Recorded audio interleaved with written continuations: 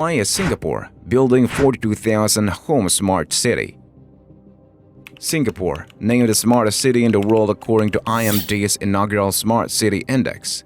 Its Smart Nation program, which began in 2014, includes the installation of several sensors throughout the city.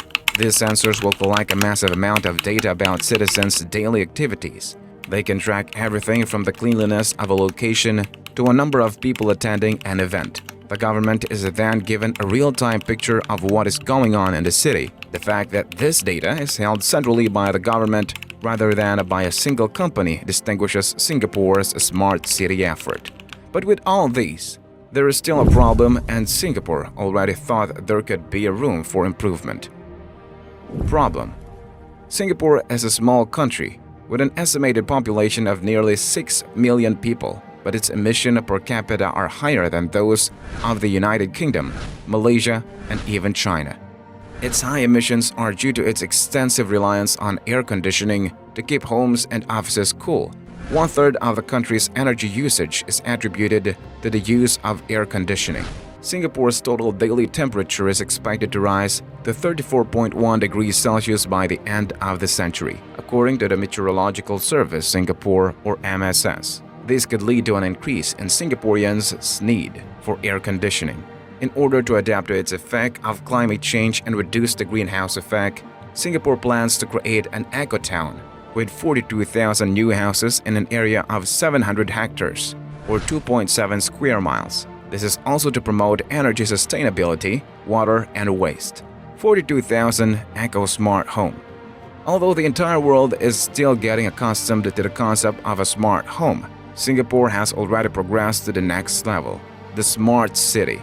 Tengah, an eco-town which will not only be a location for its residents to live and work. It might also serve as a model for other cities trying to cut carbon emissions in the upcoming decades.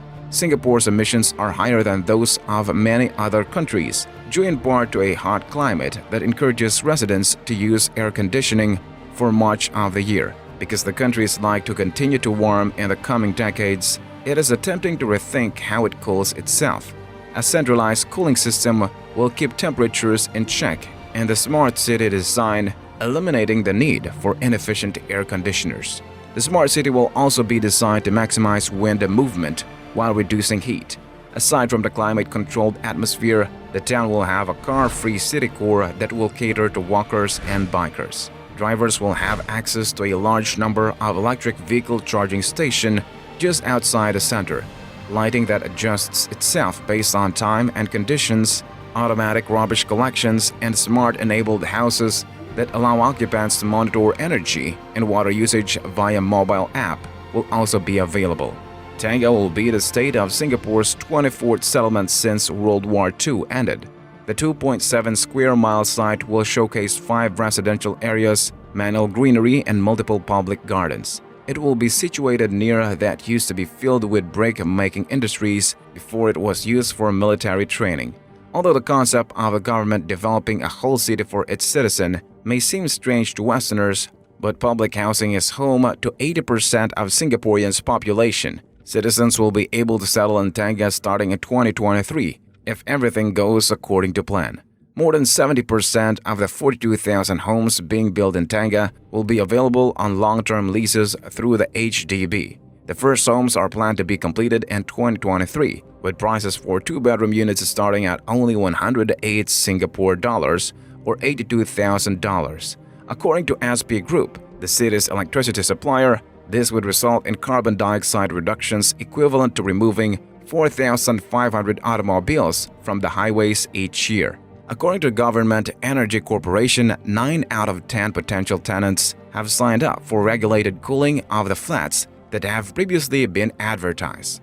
Singapore's unique sustainability initiatives demonstrate that we can continue to build urban marvels that are both sustainable and resilient, as well as people-centric on all levels. The smart city technologies in Singapore are simply the beginning. By 2025, Singapore's Green Plan 2030 plans to develop 60,000 electric vehicle charging stations and 8 EV-ready towns, with 80% of Singapore's buildings aiming for green status by 2030. If you enjoy the video, kindly subscribe for more related content like this. Talk to you next time.